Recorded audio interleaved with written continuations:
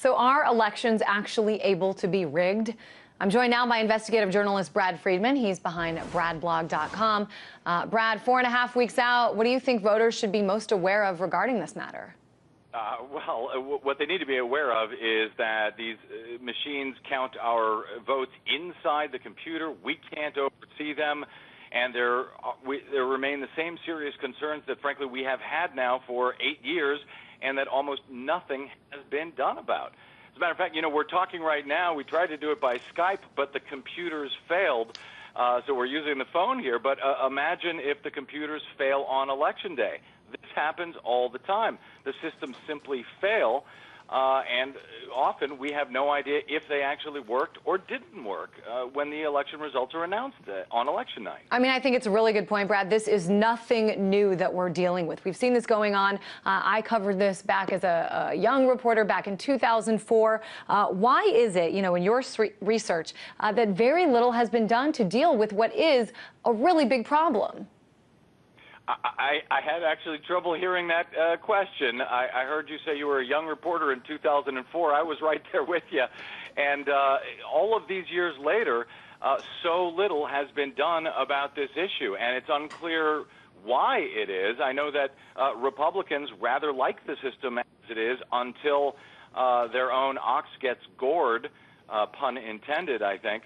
And Democrats feel largely the same way. Many of them that I talk to say, well, if it was good enough to get me elected, then I guess these machines work just fine. They're also concerned about being tarred as conspiracy theorists, and I'm not entirely sure why, because, the fact of the matter is, if you look at, for example, touchscreen voting, ask any election official who uses a touchscreen voting machine if they have any evidence that any vote ever cast on their touchscreen voting machine was ever recorded as per the voter's intent during an election for any candidate or any initiative. We won't be able to give you any evidence. This is still 100% faith-based voting all of these years later. Yeah, it's really interesting. And, this is, by the way, for those of you who saw Anastasia's report, the same Brad that was in that report. During the last hour, I interviewed a security analyst who proposed, when we go to voting booths in the future using eye scans, it seems like a safer way. But that seems a little bit difficult to update all the machines. But let's go to something very simple, Brad. What about just having a receipt come out of the voting machine after you vote? You get two, you put one in a box in case there's questions, and you hold on to the other one. Why has this not happened? That's a problem. We don't want to do that. We have a secret ballot here in the United States, and it should remain that way. And if you give a receipt to a voter showing how it is that they voted, that makes it very easy to buy and sell votes. Employers can, intimidate. But it doesn't have to say their name on it. What if it just had a random number that couldn't be associated? Well, yeah, okay, but let's say you work for me, you're one of my employees, and I tell you that if you don't come in on Wednesday and show me that you voted the way I wanted you to vote, you will be fired. Or let's say that I'm offering $20 for everyone who comes in and shows me a receipt that they voted the way I want them to vote. There's a good reason we don't get a receipt when we go to vote. That's why it's so important for the citizenry to be able to oversee the counting. And right now, we cannot oversee the counting when the counting is done inside a computer system. And if I could, Christine, just for a second, speak to that supposed expert you had on talking about eye scans or something. Look, the concern is not voter fraud. The voters are doing fine. Leave them alone. This is not a question of, matching up an eye scan, to make sure the voter is who they say they are or something silly like this.